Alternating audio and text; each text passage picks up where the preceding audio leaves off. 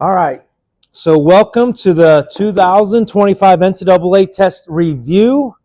The reason why we really did this review after it was closed, I did not want to, quote unquote, give the answers and get in trouble, to be honest with you.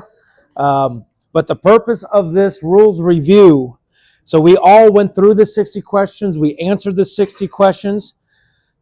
So if there's a question, it's like, all right, I know the answer, but I don't know why. Let's use this to ask the why. I'm going to give a lot of situations of how to enforce, how to communicate, why the rule is in there to prevent something bad from happening. All right, so with that said, if you are on YouTube, please put your name in the chat box so we know you're in attendance. And then the other thing is coaches are going to get a copy of this recording so they have an understanding of what we were tested on, what we have been educated to focus on this year, so there's not surprises when we deal with it. So as we're going to go, I'm going to go question by question. I'm going to read it, give the answer. I have some notes. If there's anybody here that has a story to go with it, add. If there's a question, because you're a new umpire, you don't understand what that is reading and why, ask the question, because probably other people have the question. So number one, the first game of a scheduled doubleheader is completed with the home team losing the game by a score of 12-2. A light rain had been falling during the last few innings of play. The head coach and the host game administrator shall decide whether to start the second game of the doubleheader due to playing conditions. That is false. It is the umpires. So once a game or a doubleheader starts, it is now up to the umpires to determine if that field is going to be playable to start the next game. And what that is, it takes the decisions and gamesmanship out of the hands of the coaches. It's going to go into the impartialness of the umpire to make the best safety decision on the players, not I got to save this pitcher till tomorrow decision. Do we play the second game or do we not play the second game? So it's actually a rule to protect the coaches and puts it on the umpires. Question number two, if a pitcher takes a windup position with their free foot on or near the pitcher's plate, they can start their delivery of the pitch to the batter by turning and taking one adjustment step with the free foot that moves forward towards home plate. That is false. That free foot cannot move forward. Umpires, in the month of February, I'm going to be asking the coaches if they are doing pitching cage work and there is room for an umpire to take pitches, please let us know. We'll send it out to the umpires so that we need to see pitches as well. When you're there, look at the delivery of the pitchers. If it's illegal, we got to correct it then. When we get in games in February, March, when those pitchers are warming up, we can't take those warm-up pitches off.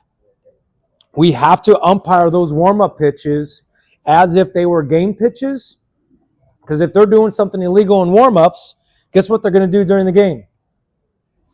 They're going to do something illegal. And you'd be darned if the opposing coach isn't watching that pitcher and waiting for the right moment to call that pitcher for illegal pitches. So let's take care of it in cage work before the season, and let's be locked in when they're warming up as pitchers. All right, lineups become official when the umpire hands a copy to each coach. New umpires to college, you always get the home coach lineup first. All right, sometimes they play like a game where that coach won't come out until the home coach starts going out first, and we're standing there like, coach, come on, coach. It is expected the home coach comes out first, the visiting coach comes out. We take the home lineup, we take the visiting lineup. It's not official yet because we can make any adjustments to it. Pitcher DH, incorrect number. 2 shortstops are listed. No pitchers listed, whatever the case may be. There's a lot of situations where a lineup has been wrong in my hands, and we have to ask the coach, hey, this is not right. What do we have to change here? Then once we make the changes, we exchange the lineups. Now it's official. All right, so that's why it's not official until they get a copy, because we can make changes, coaches can make changes up until we exchange those copies. Matt, any situations where lineup was wrong, corrected, prevented a situation? Should they all have copies? Like, kind of have a copy? Should the coaches have that if they don't? Yeah, so the question is, should we have copies? Yes. So there should be a copy for each coach, copy for themselves, copy for the umpires. The coach says they've already exchanged that copy or given that copy. Or what was it that? So we are going with what you have in your hand. So if they exchange a copy with the other coach and they bring you that lineup, that means nothing. The only thing that really means anything is the lineup that you have in your lineup card holder. So we want the coaches bringing 3 copies. One for the other team, one for them, one for us. They'll ask you, hey, do you want the hard copy? Do you want the soft copy? Every umpire has their preference. Question 4, each team receives 1 extra defensive and offensive charge conference for each extra inning played. False. They get 1 for the entire extra inning. So if they play 5 extra innings, they only got that 1 extra conference. But whatever they don't use in regulation does carry over. All right, so typically what I'll do, we go into the 10th inning. I'll say, Coach, you have 1 extra defensive, so now you have 2. You have 1 extra offensive, now you have 3. I remind them what they have with that 1 added up. All right, so take that time so the coaches know exactly how many conferences they have.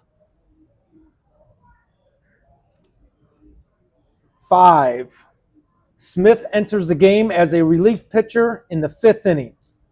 During the 7th inning, while on defense, Smith voices displeasure to the plate umpire in an unsportsmanlike manner and is ejected from the contest. This is their 2nd ejection of the season for an unsportsmanlike action. How many additional game suspension will they serve? The answer is 3, because they were last a defensive position, and this is their 2nd ejection of the season.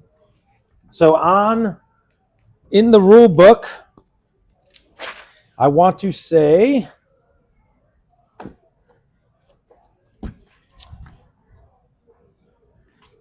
page number 27.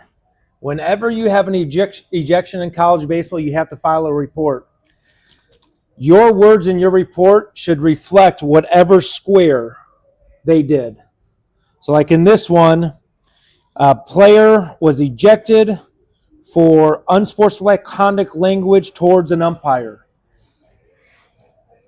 I most likely am not going to go into great detail of what that language was. Now, if I call you as a supervisor, if a conference commissioner calls you, I might say, hey, what was the actual language? That's when you want to give the actual language. But be rule book of what the player did, not exactly what they did in the ejection report. And while we're on the ejection report, if it happened in the 7th inning, don't say, well, in the 3rd inning, he didn't like this pitch. In the 5th inning, he didn't like this pitch. When he was batting, he didn't like this pitch. I was just done with him. That is a terrible ejection report. Only put why the player was ejected, not what led up to it, unless you gave them a warning. All right, so if you gave a warning, you could put the warning in there, but don't put all their unsporting behavior that you did not deal with earlier in the game. Who should you give that information to? If you're getting frustrated by a player, head coach. Hey, coach, your relief pitcher said this. Can you please take care of it? You want to know what the coaches will do 100% of the time? They will take care of it. But they don't know what to take care of unless we tell them. All right? You have to understand as coaches, they do have a lot going on. And as much as you think they hear and see everything, their players do, they don't. Their head is all over the place trying to focus on that task at hand. So if there is something that you have to address with a player, let the coach know. Number 6, R2 is attempting a steal to the third base. Home plate umpire interferes with the catcher's attempt to throw the ball to retire R2. B and C are correct. Umpire's interference results in a delayed dead ball. R2 may return to second base. If the catcher's throw directly retires the runner, interference is disregarded. So what you're going to do, if you get touched by that catcher, umpire interference, you want to point to yourself. So you are indicating, yes, I got in the catcher's way. Typically where that happens is an inside fastball. So that catcher's already set up inside. We're in the slot, and then all of a sudden he's already moving backwards to get behind the batter when that pitch is coming in. That's typically where it happens. All right? But even though it's a delay call, let everybody know as fast as possible by pointing to your head, umpire interference. Now your base umpire will make their call. If he's out, he's out. If he's safe, time, umpire interference, you, second base. Send them back. Okay, be clear, strong communicators on that. 7, during the 6th inning, a coach makes a pitching change and brings in a relief pitcher, number 10. After number 10 warms up, but before the pitcher has completed facing one batter, lightning strikes and the game is delayed for an extended period of time. Upon resumption, the coach wants to bring in the relief pitcher, number 20, instead of number 10. This is allowed, but number 10 is no longer an eligible substitute. So you got to scratch him off as an eligible player for the remainder of that game. So yes, they could sub again even though they did not face one batter. But you got to scratch that pitcher off and remind that coach number 10 is now considered out of the game as the pitcher. Yep. Yeah, so once they come out of the bullpen, they are now the pitcher at record. It's not even the warm-up pitches. It's, hey, we're going to bring in number 10. They are now the pitcher of record.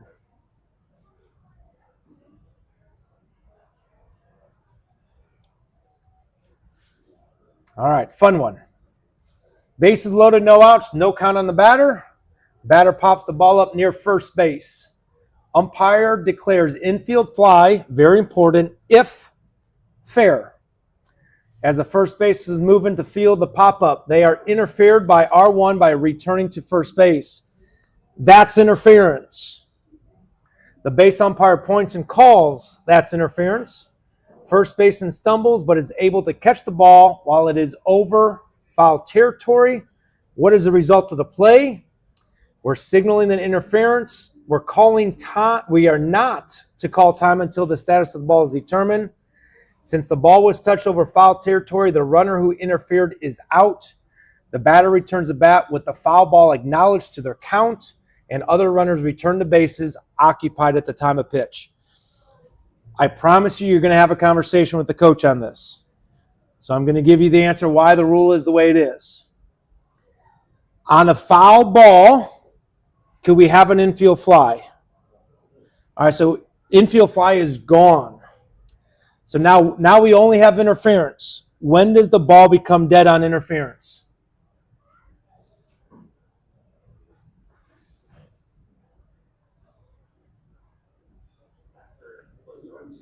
Not after the play is over. Right away. So we're going to keep it live because if fair, we're going to get the batter out. But since it's foul, the ball was in the air, they had not caught it yet, the time of interference now killed that ball. So it killed the ball prior to the catch. That's what made it a foul ball. Okay, so that's what you have to explain to a coach. Hey, coach, the reason why your runner is out, once your runner interfered with the first baseman, that ball that was in the air became dead immediately by rule. So therefore, that runner is out. That ball was dead as a foul ball, so we award the 1-strike foul ball to the batter. That's the process and the reason why it is what it is.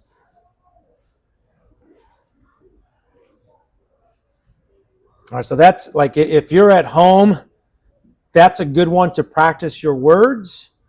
How are you going to explain it to a coach? Because inevitably, this play will happen to the same team, the same coach. One time it's fair, one time it's foul. So now in their head, we have 2 different adjudications, which is correct because one time it's fair, one time it's foul. So therefore, that's why it's different. Okay. Number 9, B2 bunts a ball that is rolling slowly near the first base foul line. The pitcher stoops down over the ball and blows on the ball, causing the ball to roll into foul territory. The answer is D. Umpire shall rule it fair ball. Point to center field. The ball is live in play because a blow on the ball is considered a touch.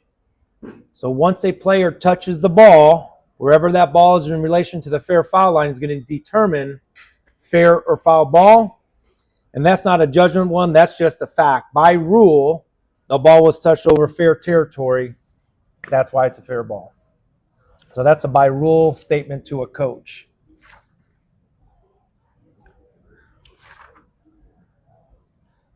Number 10, runner on second base, 2 outs. B3, the offensive team's best hitter, is the next batter.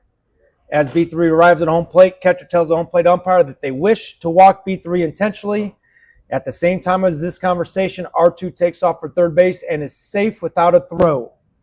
Answer, R2 reached third base legally. Plate umpire should then check with the offensive team's head coach to see if they still want to walk B3 intentionally. If so, then call timeout, award the batter first base. R2 will remain at third base. Catchers do not give an intentional walk. The head coach gives the intentional walk. So if a catcher says, hey, Tyler, we're going to walk this next batter as fast as you can, get into that dugout and say, hey, coach, do you want to walk this batter? They say yes.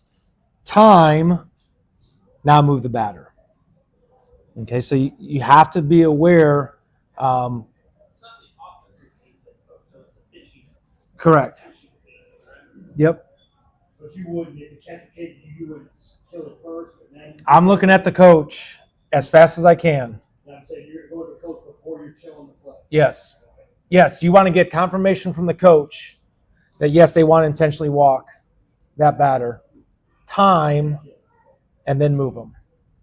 Okay, so head coaches, you want to tell the umpire as fast as you can if you are going to intentionally walk that next batter. Okay.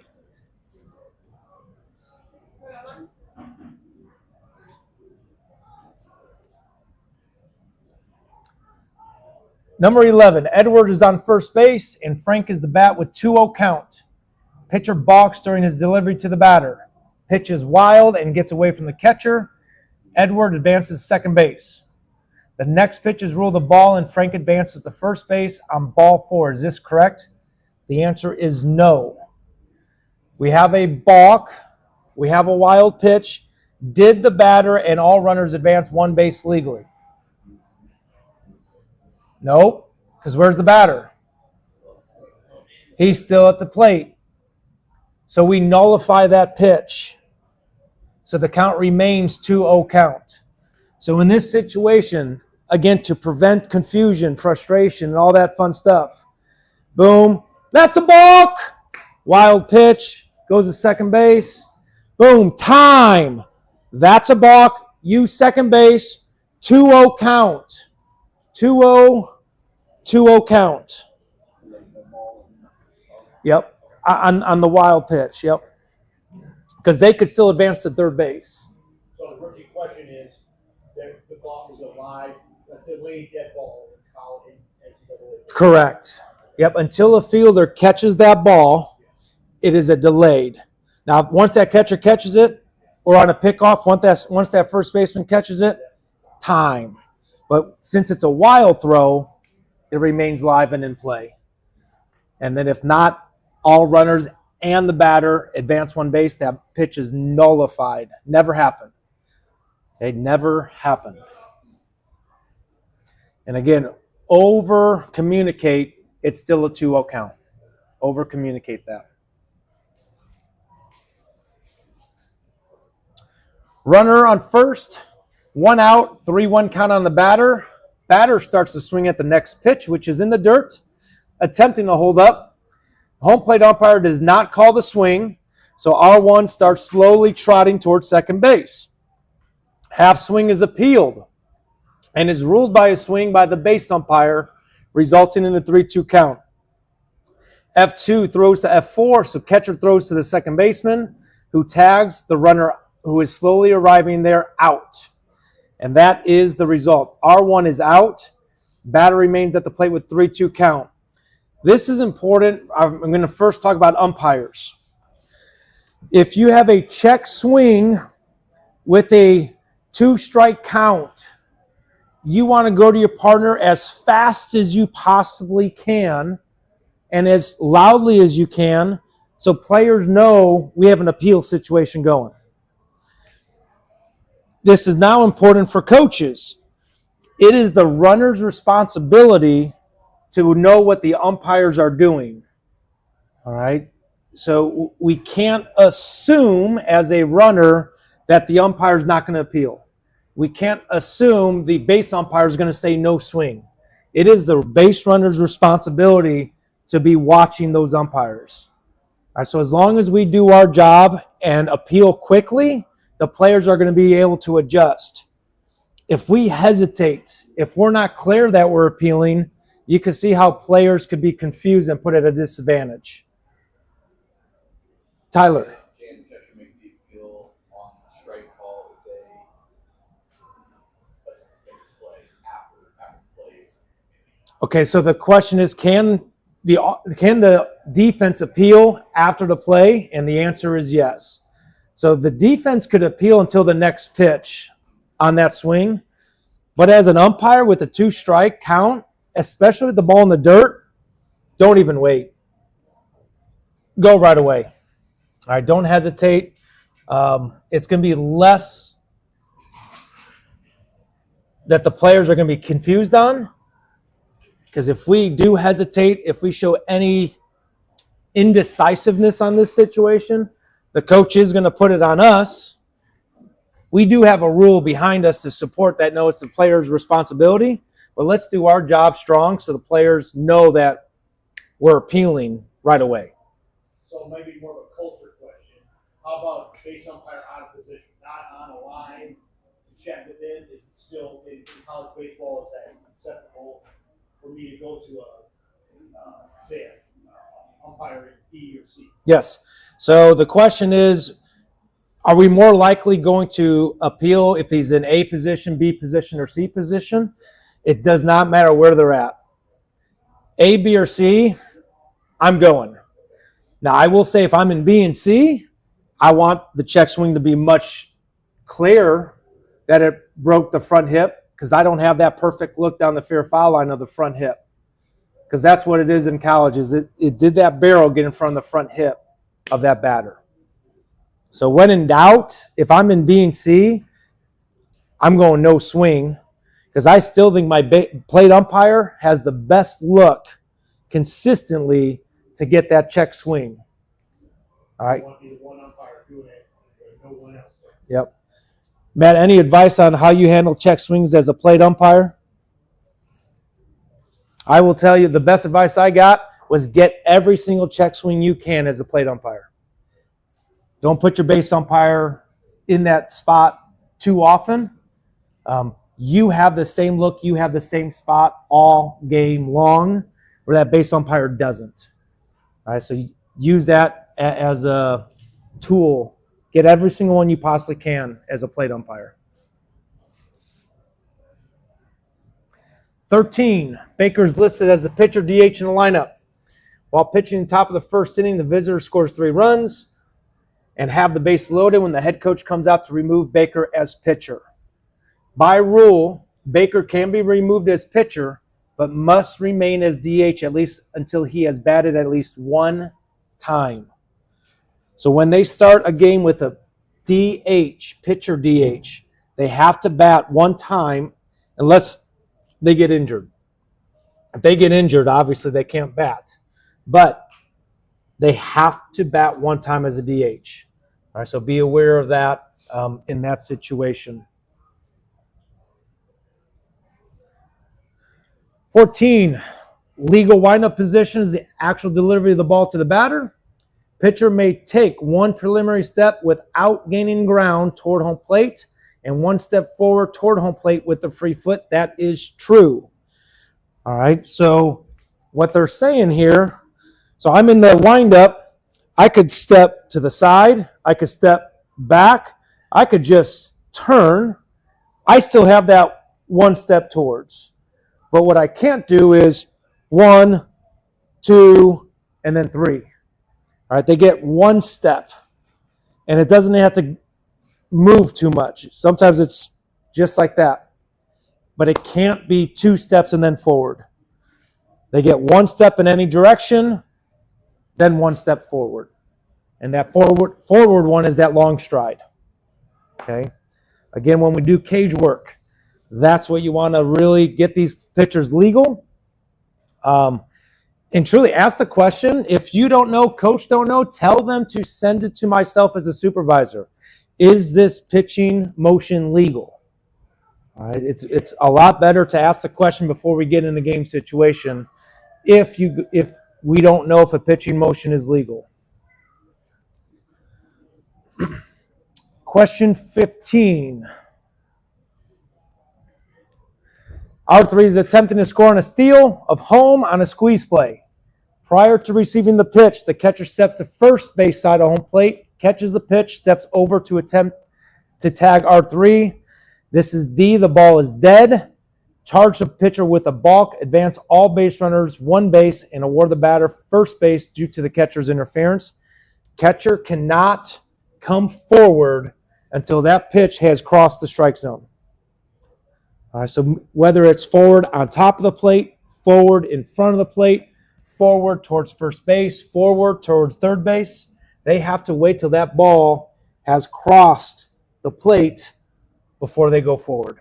Now we have catcher's interference and a balk, and you enforce both. These sneak up on us. All right, so whenever I have a runner on third base, I start thinking situations. And I get that from football. You know, we got the national championship on here. When we get underneath 2 minutes in football, there's about 26 different rules we have to apply. If I have a runner on third base, nobody out, one out, I am now starting to think, all right, what happens if they steal home? What happens if they squeeze? The more you repetition that, it won't surprise you as much. Okay, so think about those situations, relive those situations you have, because if we're thinking about it, we won't be surprised, because that's when we make errors, is when we're surprised. 16, no runners on base. Batter B1 hits a double that bounces off the wall in right field. Time is called when the ball is returned in the infield. New ball is given to the pitcher. Pitcher takes a position on the pitcher's plate, and the ball is put back into play. Defense wants to appeal that B1 missed first base, running the bases. Instead of stepping off the rubber, with their pivot foot, the pitcher turns and steps directly towards first base to make the appeal. Is this legal appeal? The answer is yes.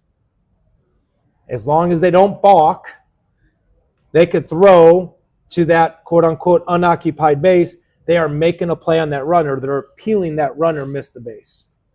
Okay, so long as they don't balk, it's legal. Do they need to declare that they're appealing? So it's got to be obvious and apparent that they're appealing. So typically, if they're appealing, somebody's yelling from the dugout, they miss first base. The first baseman's yelling, they miss first base. That's obvious and apparent. That's why they're throwing over there.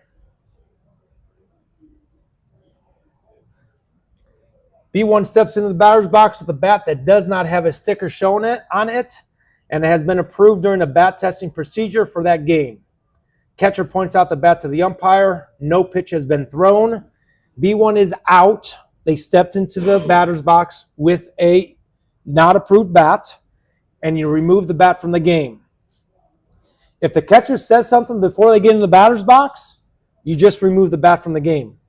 So this catcher was smart. They waited till that batter got into the batter's box.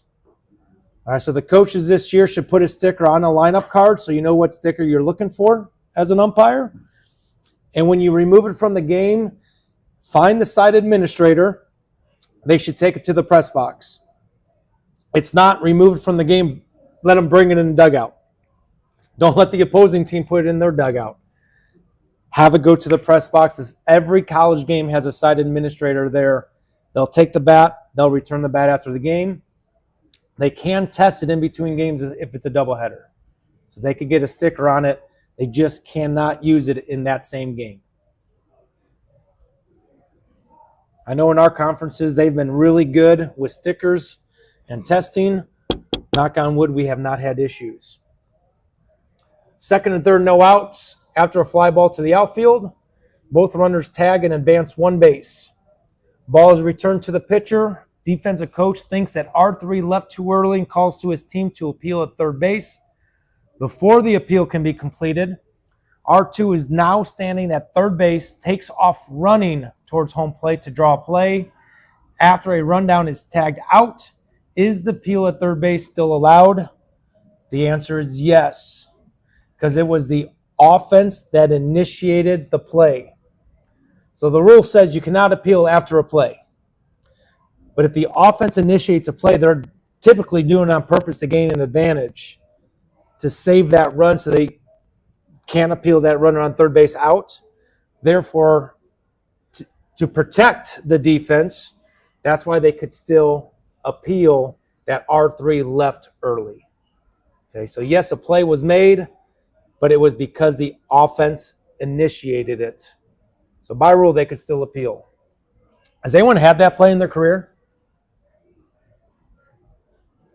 I had that play. I explained it to a coach. The coach decided to get ejected. And while he was serving his suspension during the game, he found the rule and apologized after the game. Okay, so it's not a fun situation, but it has happened before. Batter hits a ground ball to shortstop, who pulls F3 off the bag towards home plate. F3 swipe tag hits the batter runner's back just before touching first base. So the base umpire calls the batter runner out. Umpires, timing. Not realizing the ball came out of F3's glove and flew into the dugout of play. The batter runner, believing he is out, starts running back to his dugout when the base coach grabs him and shoves him back towards first base. Okay? So the final result, umpires get together and say, no, we have a pulled foot. We have the ball coming loose, so therefore the tag is not over. The ball enters the dugout. That is when the ball became dead. The coach contacted the runner when? After dead ball. So we do not have physical assistance now. All right, so the ball became dead when it flew into the dugout. Correct the missed call due to base umpire not seeing the ball after the tag attempt. Award the batter runner second base for the ball going out of play. Who's going to have the conversation with the head coach of the defensive team here? Say it again. Base umpire. The base umpire. Hey, coach, I initially had the call wrong. I had bad timing. I got information from my partner. I changed my own call. All right, it's not my partner that changed my call. My partner gave me information. I made a mistake. I changed my call. So own that. That will go a very far way with coaches. That will go very far with coaches. With R1 stealing on the pitch, B2 hits a ground ball to the shortstop, who throws to the second base, but R1 is safe. Safe at first or second. Second baseman then throws to first to attempt to put out B2, who had not yet reached first base at the time of the throw, but the ball gets away from first baseman and goes out of play. R1 scores. The batter runner goes to second base.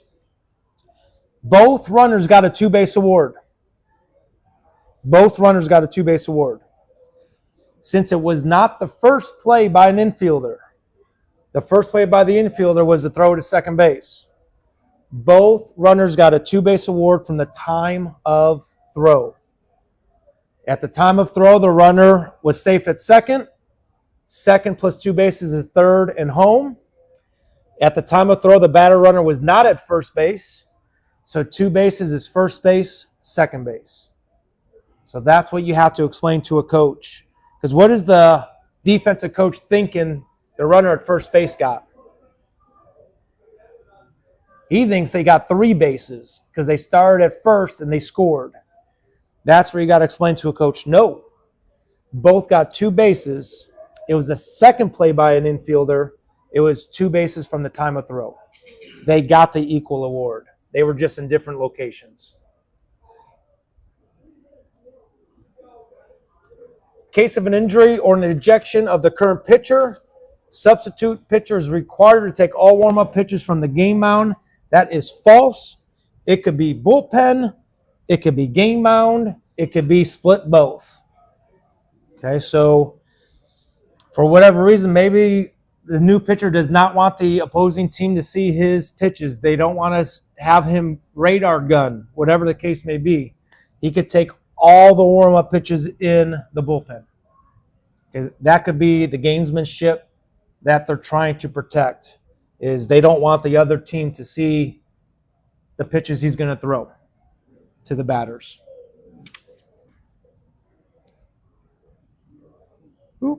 22, either with or without the use of video replay, the umpire crew can get together and review a hit-by-pitch situation when a partner has additional information that could lead to a proper ruling. That is true. A lot of situations. So, first situation, did it hit him or not? All right. Did it hit the ground or did it hit the foot? All right, because there's could be times where it only hit the ground and not the foot. Now we know if it hits the ground then foot, it's still hit by pitch. But if you have information as a base umpire, it did not hit that batter, you could give that.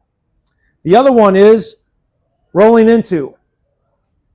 Because now, if that batter rolls into the pitch, the catcher's set up inside, we're on the inside slot. Guess what we can't see as a home plate umpire? We can't see it because they blocked it from us. All right? So you could also give the information, in my judgment, I had the batter rolling their elbow, rolling their knee into that pitch ball. You can provide that information as well. I had this once last year where home plate umpire just called time, and I had it going off of the batter's hand. So I just told the home plate umpire, just have them take off the batting glove, have them show us their hand. Show us their hand. Boom, there's the mark of the baseball.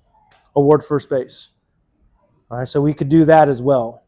So a lot of hit-by-pitch situations. As a base umpire, you got to be locked in because a lot of times that home plate umpire gets blocked.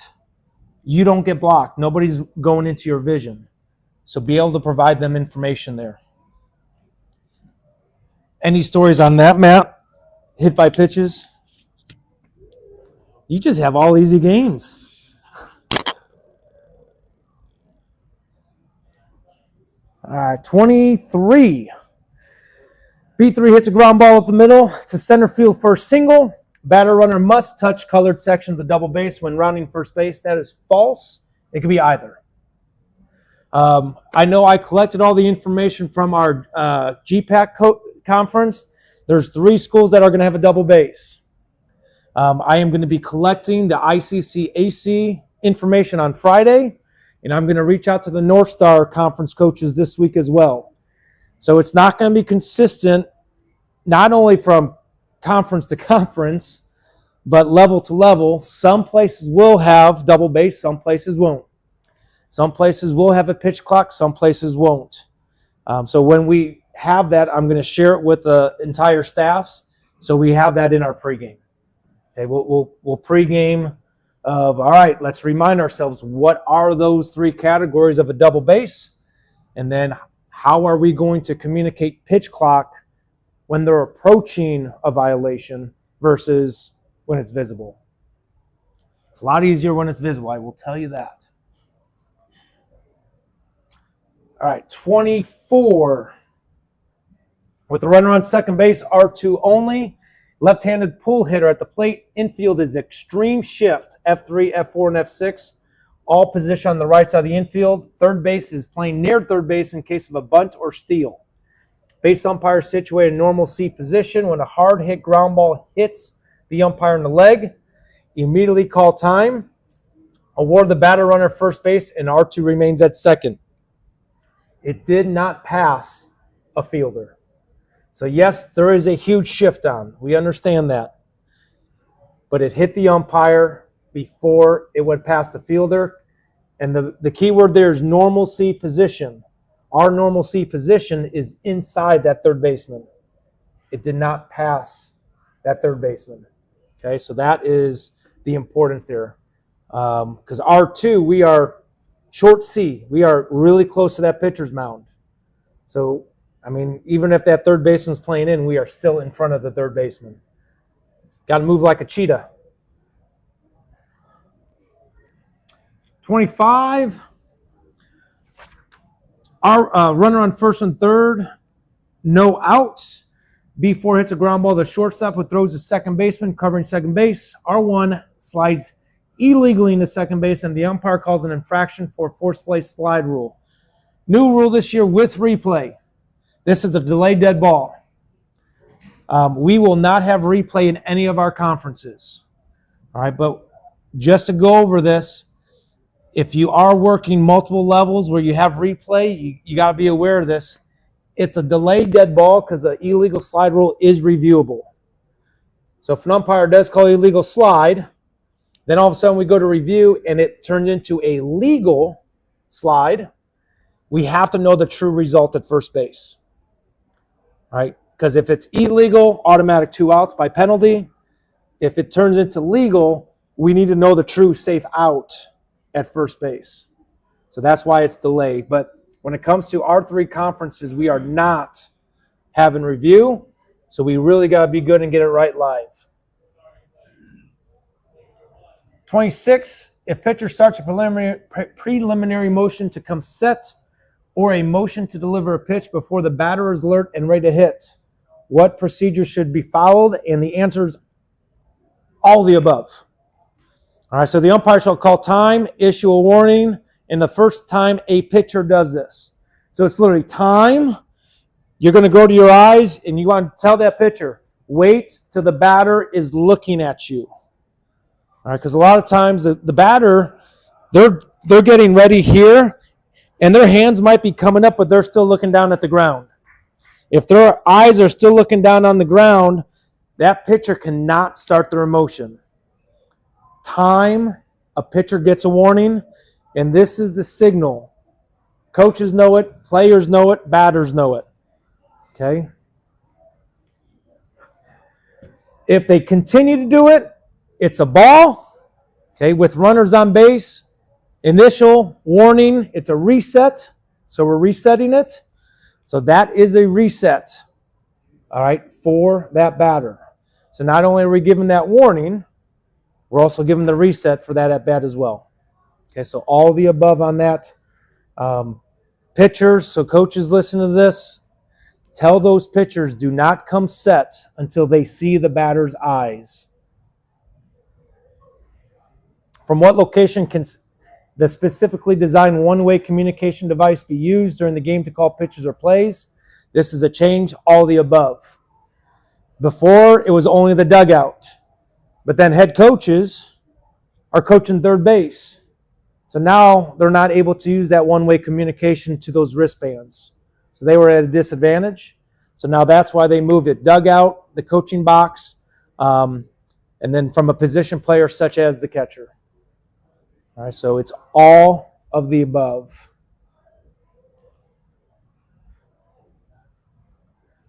'28, middle of the 4th inning. Abel is on second base. And Charles is at bat. Charles hits a double to left field, scoring Abel. After the at bat, the defensive head coach requests time and asks the umpire to check Charles' bat. The bat has a valid bat testing sticker for the contest, but it is discovered that the bat has substantial amount of sticky substance extending beyond the 18-inch mark of the bat. What is proper enforcement? Play stands, and the bat is removed from the game. The player is warned. All right, so again, no outs, no ejections, pine tar above the 18-inch mark. We're removing the bat from the game, giving it to the site administrator. And then I am putting down on my lineup card, what was that, 4th inning, Charles. Write down a warning. You have to document this, because now if Charles comes up with a new bat later in the game and it's the same situation, now we have an ejection for Charles. All right, so this is an example of a warning. If you have to eject later on, well, in the 4th inning, this was when he was given a warning. His next at bat in the 6th inning, he came up with a new bat with the sticky substance above the 18-inch mark. That's an example of, we have to put that warning in the ejection report now. And they do use clear pine tar now. All right, so it's advised, do not put your hands on equipment. You can move it with your feet, because once you handle it and you feel it, you got to enforce it. Let the other team bring it to your attention, okay? But once they bring it to your attention, now you got to enforce the rules. Use of visible clock is now required for games in all NCAA divisions. That is false. All right. It is not required. It's recommended. Coaches watching this and reviewing this, if you have talks with your administration, having visible clocks is the fairest way to play the game of baseball with the rule sets that we have now. There's so many different rules, from conferences to pitch clock to in-between action clock. Having that visible clock is the fairest way. I always compare it to football and basketball. Imagine a football game without the 40-second play clock in college. High school football officials, you sort of know what I'm talking about, right? Imagine not having a shot clock in college basketball. All right, it's just very paramount for the fairness and consistency. 30, B3 hits a single to right field and takes a wide turn after touching the colored part of the double at first base.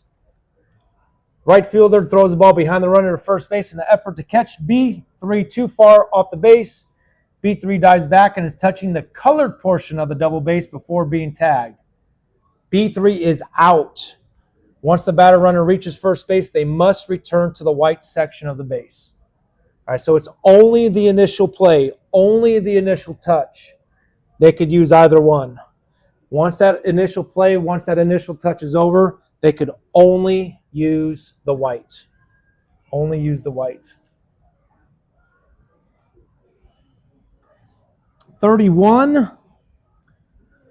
Runner on second base only. As the pitcher is coming set, R2 attempts to steal third base. Pitcher rolls through a set without coming to a complete stop and is called for a balk. The pitch is delivered and hits the batter in the helmet. We are awarding R2 third base due to the balk. The batter remains at the plate with the count that existed prior to the pitch. Did all runners, including the batter runner, advance one base on this pitch? Nope, because R2 was not forced. Had it been R1 and R2, now the answer is yes. Because now hit by pitch forces everybody to advance one base. But since this is R2 only, batter advanced the base, but R2 was not forced to advance the third. So therefore we nullify and we keep the count exactly the same. Okay, so that's what you want to, again, be very clear to both coaches. What is the count? It remains the same count. Okay. During the 7th inning, shortstop is injured after taking a ground ball to the nose. How many warm-up throws is a substitute player allowed? That rule has not changed. It's still 5. All right, so pitchers will get unlimited amount of throws due to injury. Fielders, 5 throws. All right, so a good thing to communicate when they bring out that sub, let them know, and it's usually ground balls to the first baseman is what they're doing. They roll them 5 ground balls. They throw 5 to the first baseman. There's our warm-ups, okay? Because guess what they're doing when the shortstop is on the ground hurt? They get somebody throwing before. Those throws don't count. It's when they actually sub that player in. Now those throws count. Beginning with the 2025 season, NCAA baseball games can no longer be played at stadiums with no protective fencing in front of the dugouts. That is true. Right? They have to have protective facing in front of the dugouts. I'm going to confirm with all of my coaches because we did have a couple stadiums that did not have fencing in front of the dugouts. So I'm going to have them send me a picture of what do your dugouts look like. That way we take care of all those logistics. Because if there is not fencing in front of that dugout, we are going to deem that dead ball territory. Otherwise, it's an illegal field. All right, so first couple weeks when we're out there, umpires, if you have questions, is this legal or is this illegal? You can take a picture as well to myself and send it to me. But I'm going to try to take care of that as a supervisor before you guys are put out there in games. All right, fun one. In a game that does not have video review available, so that's all of our games, the following plays occur. We are looking for which play is not reversible. The answer is play 2. Now we got to understand why. So a line drive is hit down the first base line. When F3 makes a diving attempt over the line, the ball ricochets off F3's glove and goes out of play. Base umpire calls it foul, but the plate umpire saw it strike the first baseman over fair ground. We cannot change that because it's not a fair foul in the outfield. Is that how you read that, Matt, as well? Okay, it's got to be beyond the fielder. So if you look at number 4, you have a catch, no catch, but it's 2 outs. So that changing it to a catch makes it 3 outs. You're not placing runners anywhere. And that's why number 2 is not, you can't change that because where are you going to place runners? You got to go with the call on the field. All right, so when you're reading through this question, the other 3 plays, all right, you can reverse. But play number 2, a line drive hit down the first base line, we cannot reverse that play. All right, we got to go with the call on the field and be locked in and get it correct. Any questions on why by number 1, number 3, and number 4 are reversible?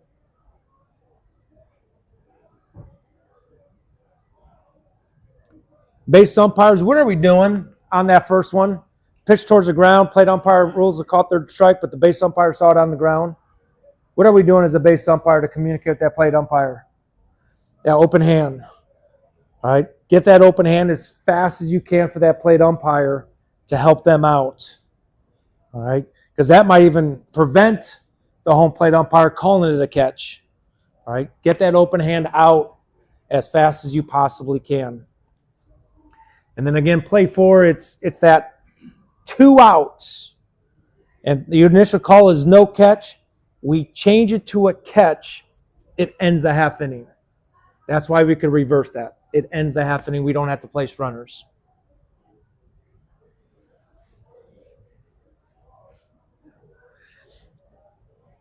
.35, with no runners on base, pitcher takes a position on the mound with their pivot foot in contact with the pitcher's plate.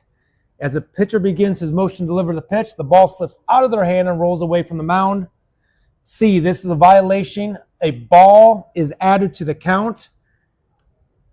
Good thing to remember here, this is when no runners on base. So it doesn't have to cross the fair foul line in NCAA. It's a ball. Now what is it if there's runners on base? Now it's a balk, B-A-L-K. So it changes depending on runners on, runners not on. 36, both starting pitchers at the beginning of the game and any relief pitcher that enters the game are allowed a maximum of 8 warm-up pitches, but they now must be completed within 150 seconds. That's false. Guess how many pitches they could throw? As many as they want. Okay, base umpires, though, we have 150 seconds. When there's 30 seconds left, we are still doing this. 30. At 30 is when I'm getting to my position, A position. When I get to A position, I am now having my arm out. This is 15. When it reaches 0, I'm just pointing at my home plate umpire, and I really hope my home plate umpire says, play. Because now what does the pitcher now have? Live ball, and how long does that pitcher have until they have to start delivery of the pitch? 20 seconds. All right, so it's really 170 seconds to deliver the pitch.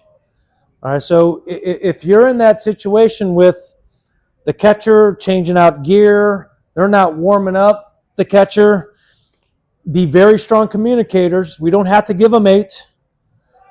30 seconds, 15 seconds, point at your home plate umpire, have that home plate umpire put that ball in play. The pitcher still has 20 seconds to deliver the pitch. Okay? If we do the work at 30 seconds, the players are going to get ready. I have never had a catcher and a pitcher hurry up once we communicate 30 seconds. We get in trouble when we don't communicate 30 seconds. That's when we get in trouble.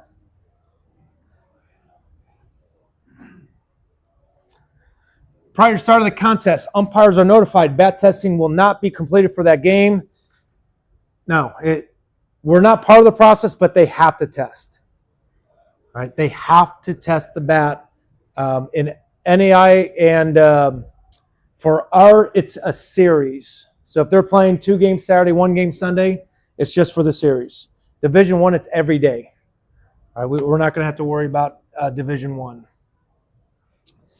38, after 5 innings of non-conference regulation, 9-inning game, home team is ahead 12-0 at that point. The head coaches get together and agree 10-run rule will be used if one team is still ahead by 10 or more after 7 innings. This is not allowed. I will tell you, JUCO, NAI, all conference game, they play 10-run mercy rule. Like it's the conference rule. But the first 2 weeks when they're playing non-conference opponents, you have to ask them before the game, are you playing 10-run mercy? And don't feel awkward doing it, because if you do it every single non-conference game, that's the protocol. It's not because we're sending the message, hey, I think one team's going to win by 10 runs or not. It's just a protocol. We do it every non-conference game. We ask the coaches no matter what. So don't feel like you're sending the perception you think somebody's going to win by 10 runs. We do it every non-conference game.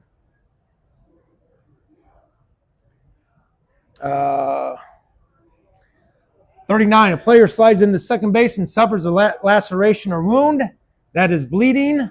They get 10 minutes. So the question was asked, when does the 10 minutes start? I go off when the trainer gets out there and starts attending to the player. Trainer's out there, they're attending to the player. Hey, coach, you have 10 minutes to stop the bleeding or sub.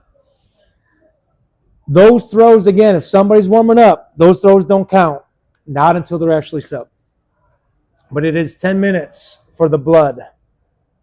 What about the pitchers not allowed to throw warm-up pitches either? They are. Yep.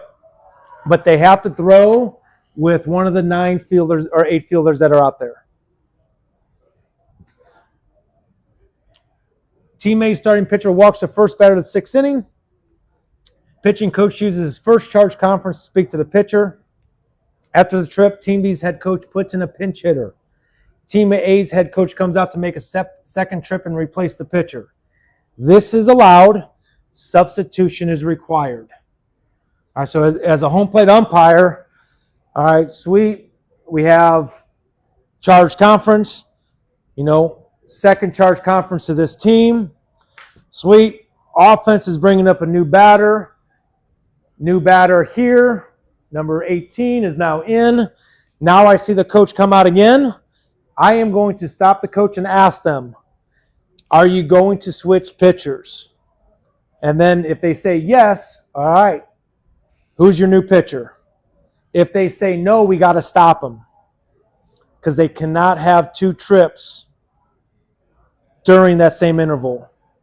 But they can change pitchers if the other team changes batters. If they go and substitute that pitcher out, that is not a charge conference. Anytime they change pitchers, it's not a charge conference. So sometimes coaches will talk to the pitchers for that 30 seconds. We break up that conference. Or we're going to go to the bullpen. That's not a charge conference, even though they talk for 30 seconds. Okay? So we got to scratch that off our lineup card then. It is determined that the catcher applied a foreign substance to the ball. What is the penalty for this violation? So no player can apply foreign substance to the ball. And unfortunately, if the pitcher's teammate does it, it's the pitcher who's ejected.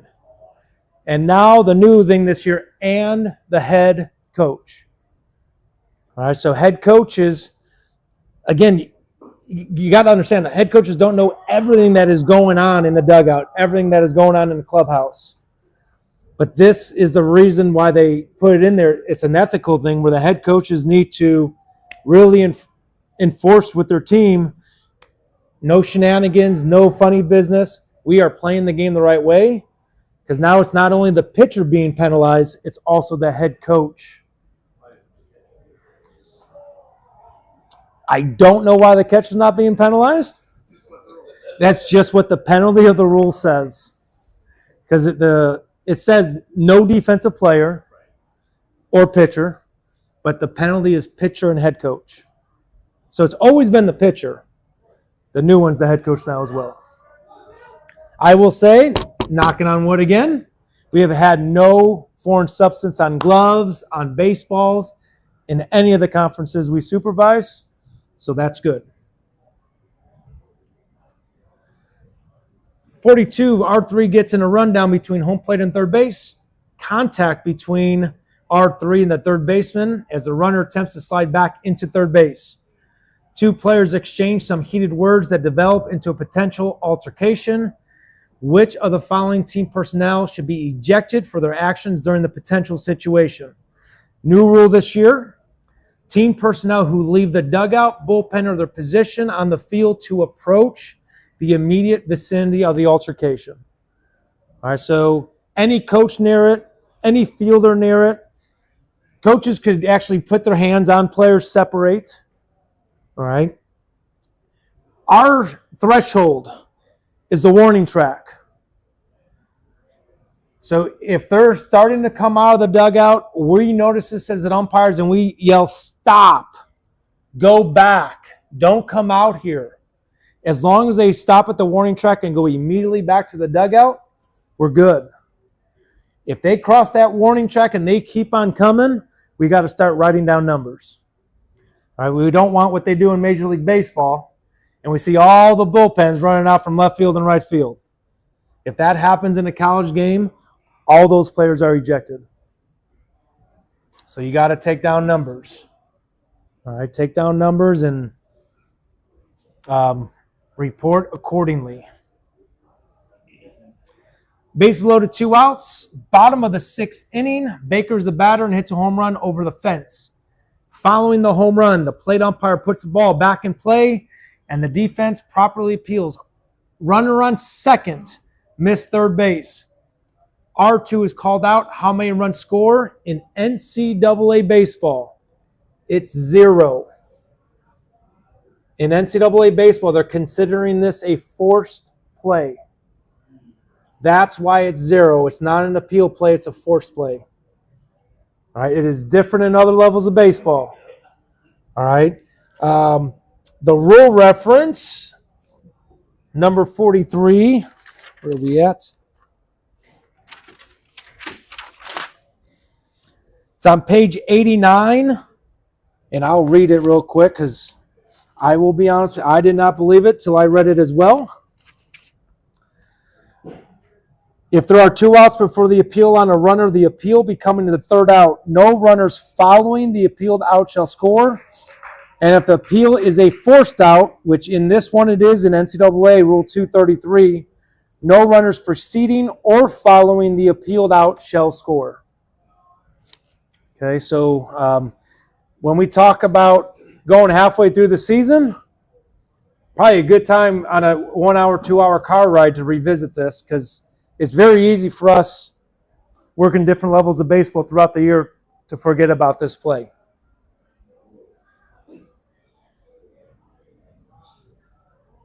Which of the following statements about what may be done when there are runners on base is false? Other than legitimate pickoff attempts, the pitcher is allowed 2 resets per at bat. 1 reset. And what a pitcher will typically do, they'll step off and fake throw it. That's cool. 1 reset.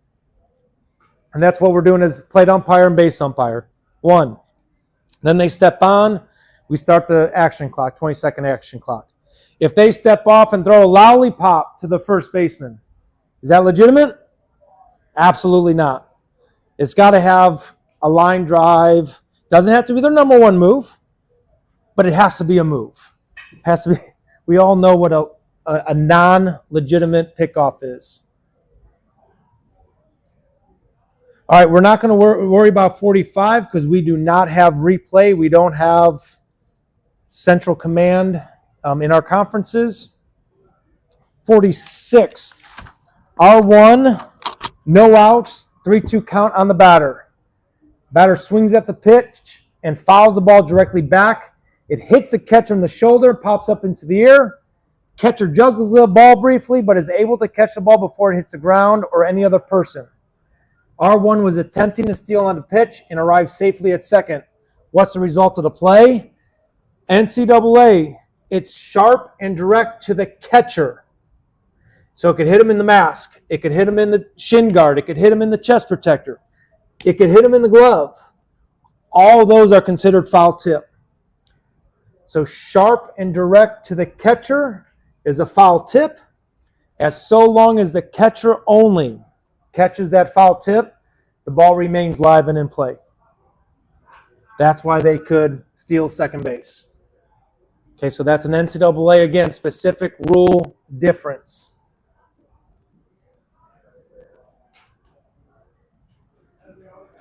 .47, runner on first advancing first base to third base on hit to left field. Slides safely into third base as the third baseman leaps into the air to catch high throw. Third baseman is returning to the ground. He lands on R1, unintentionally forcing the runner off the base. Then the third baseman tags the runner off the base. Would everyone agree that being spiked will probably hurt? Okay.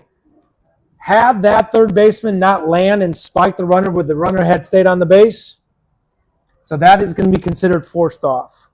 All right, a lot of times we've seen so many videos of the hard tag, the push off the base. So it's not only a push, it's not only an elbow, it's not only a hard tag. This is another example of forced off. Unintentionally spiked him, yeah, I'm probably going to react and get off the bag too. Okay, so time, safe at third base, and the signal, if you're going to use forced off the bag, time, safe, he was forced off the bag. That's our signal we want to give that judgment, forced off the bag. We've got a question about the foreign substance. Would you support someone ejecting the catcher or sportsmanlike conduct RR 226 if it is on his mitt in addition to the pitcher and catcher? Ooh, RR 226. So, let's see here. And then we have an additional one.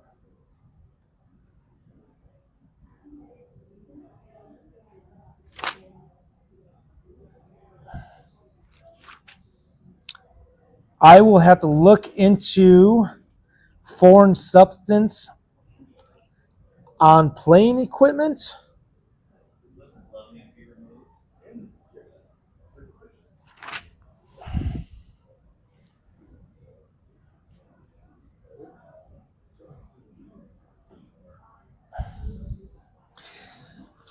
If it's on the glove and it's defacing the ball, I would just eject the pitcher and coach still.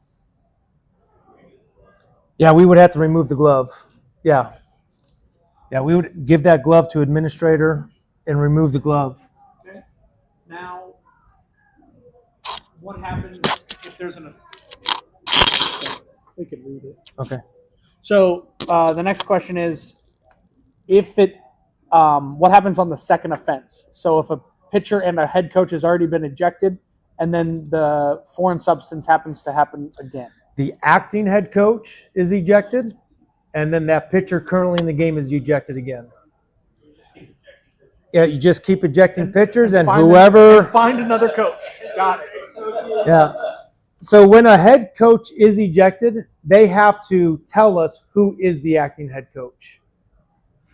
So that it would just keep going down the line. It would- For some reason, I mean, Yep. at some point, the game's just over, right? Yeah. Like I said, knock on wood, we had no foreign substances in our. If you get that far, it's gonna be Yeah. All right, 48. No runners on base. 1 out, 2-2 count.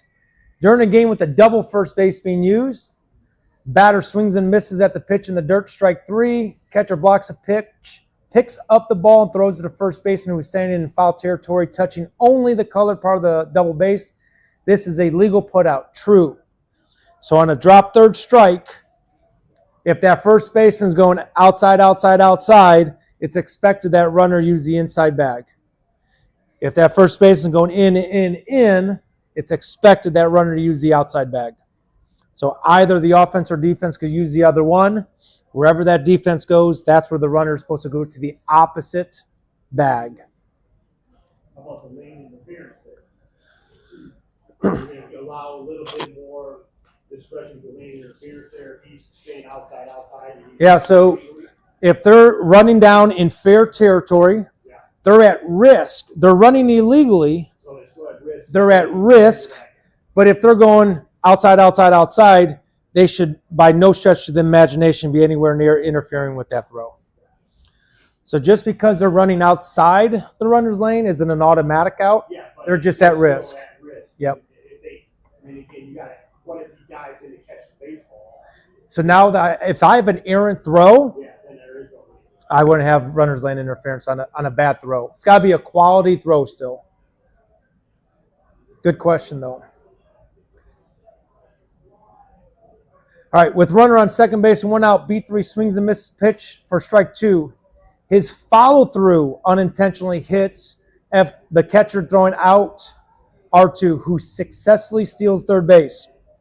This is not interference. So home plate umpires, if you have follow-through, all right, this is a good thing to practice, especially if you've been working a lot of high school. Follow-through. All right, so it's not interference. It's follow-through. If that throw retires that runner's out. If that throw doesn't retire that runner, come back, follow through, send them back to second base. There is no out. It's not interference. It's just a follow-through contact with the ball, with the bat on the catcher. If there's no steal, automatic dead. No steal, automatic dead. The only time it's delayed with that follow-through is if somebody is stealing on the pitch.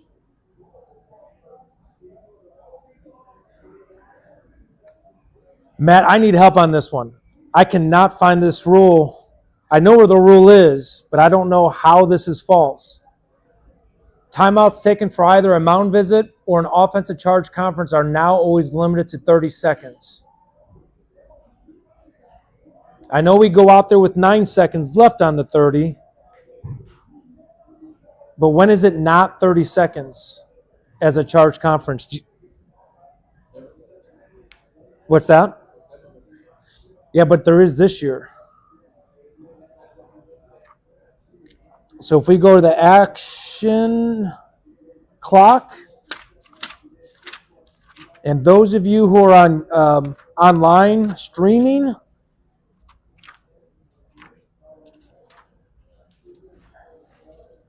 so I'm on page 143, time limit or clock between innings. The following timing rules for pace of play may be permissive by conference rule or mutual agreement prior to the start of the game. Oh, that's why it is. So it's not automatic. It's not every single game. It's under a conference rule. Okay. So mound visit can be 30 seconds. Offensive timeout can be 30 seconds, but it's up to the conference to determine that. It's not always 30 seconds. So I have to get clarification from each conference. Are we playing with this 30-second conference rule? Very good. 51 out of 60. We are going to end. We're going to come back to 51. Okay? We're going to come back to 51 batting out of order. We're going to come back to 52 batting out of order. All right, 53. R1 no outs. Pitcher attempts to pick off R1 at first base. R1 runner on first breaks on the first move and subsequently gets in a rundown. After a few throws, R1 is obstructed by a fielder without the ball. While retreating towards first base, we are placing the runner at second base. Okay? That's obstruction. You, second base.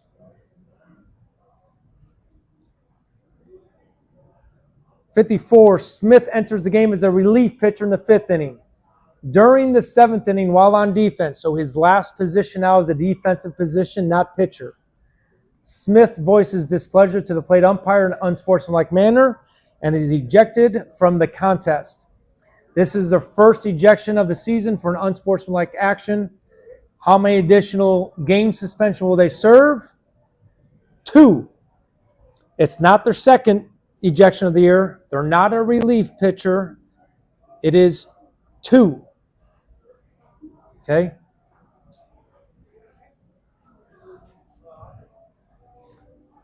'55, for all divisions of NCAA play, bat testing is not required prior to the start of each day of play. False.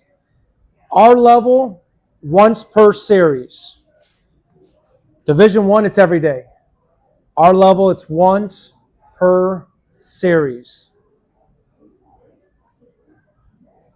Updated electronic communication rules allow for direct oral communication between a member of the coaching staff and any number of players. False. Catcher. Catcher will have something in their ear.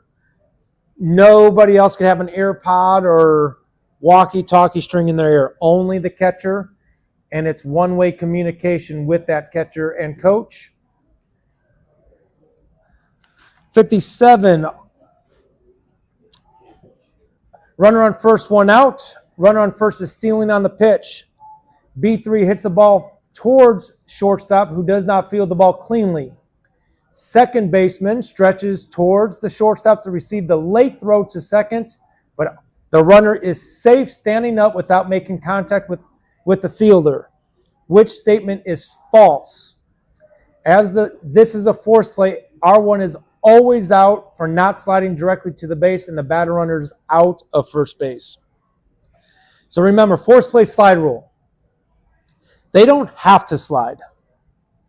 If they legally slide, they will always not be ruled for interference. So in this case, they don't slide, so they're at risk of force play slide rule interference. But this is a strange play. He goes nowhere near the fielder. He doesn't impede the fielder from making any play. So even though he didn't slide on the force play, since there's no interference, we got nothing. So a lot of times umpires, force play, they have to slide.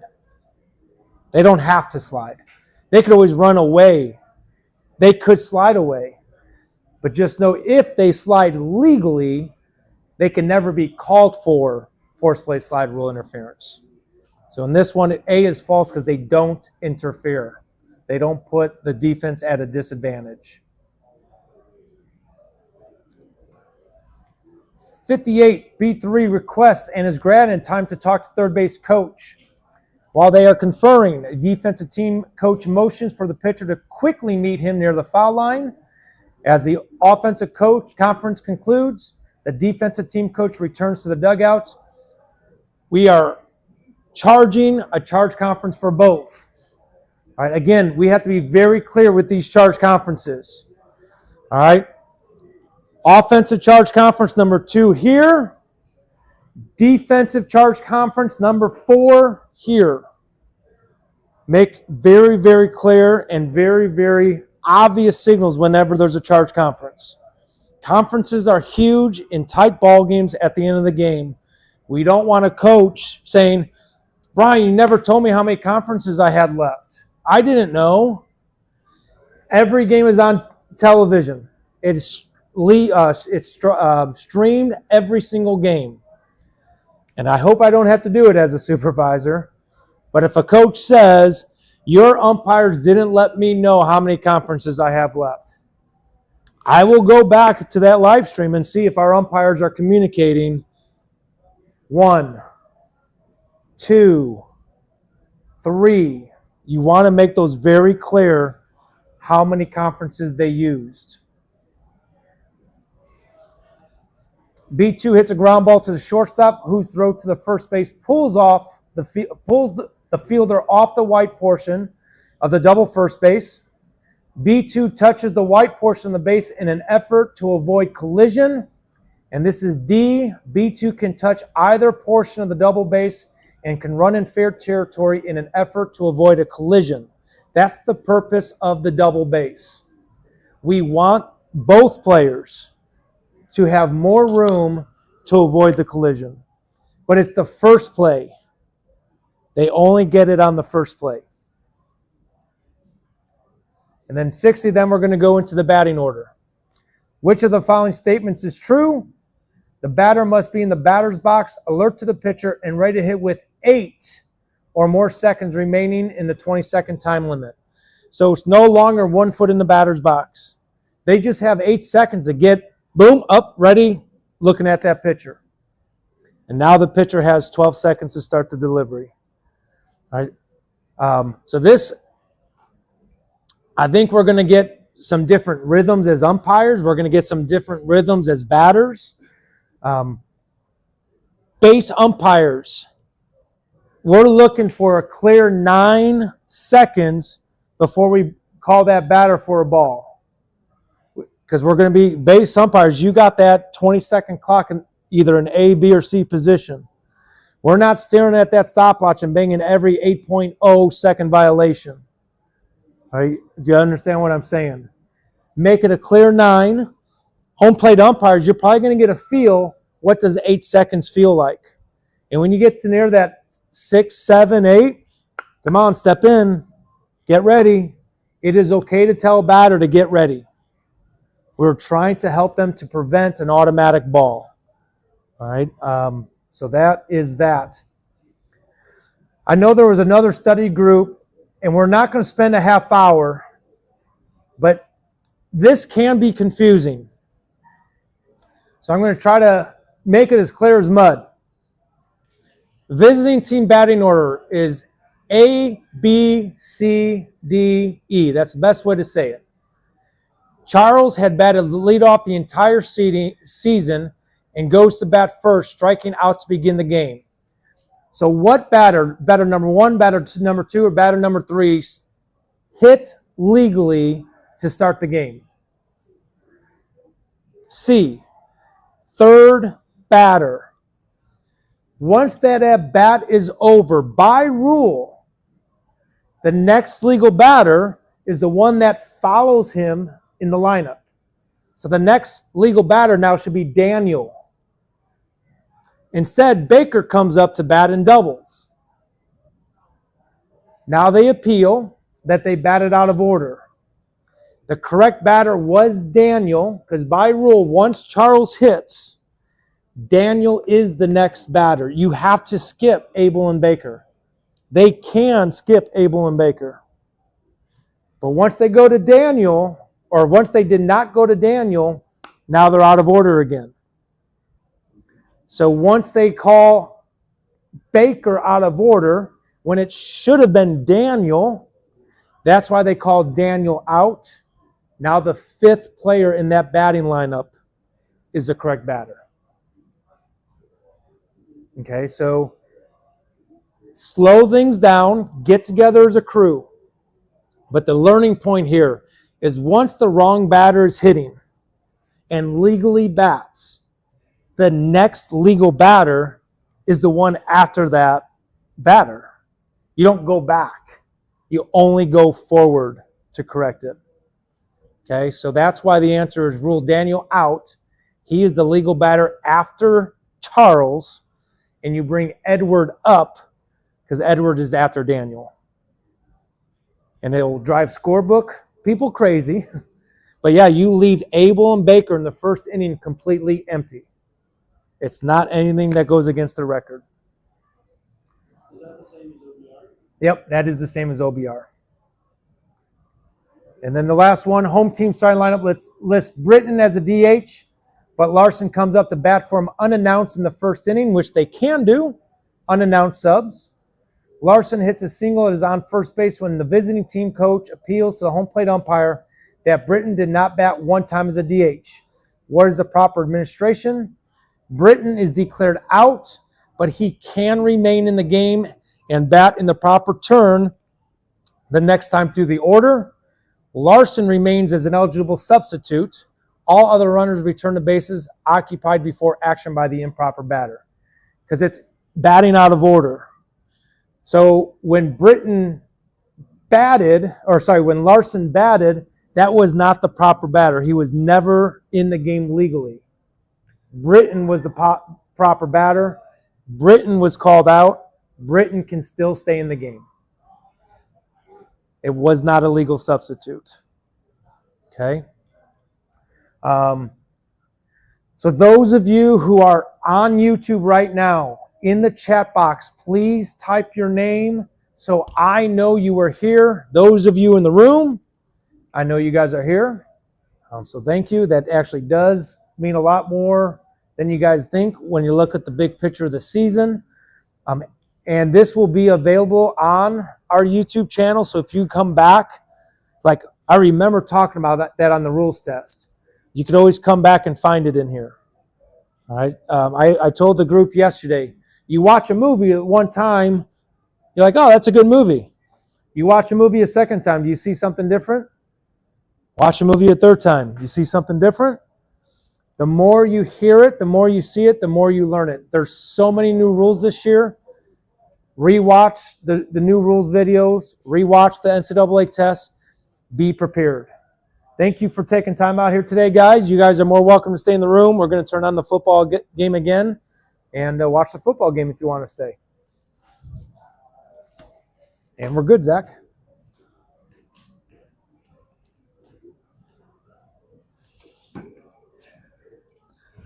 Are we gonna have an NA?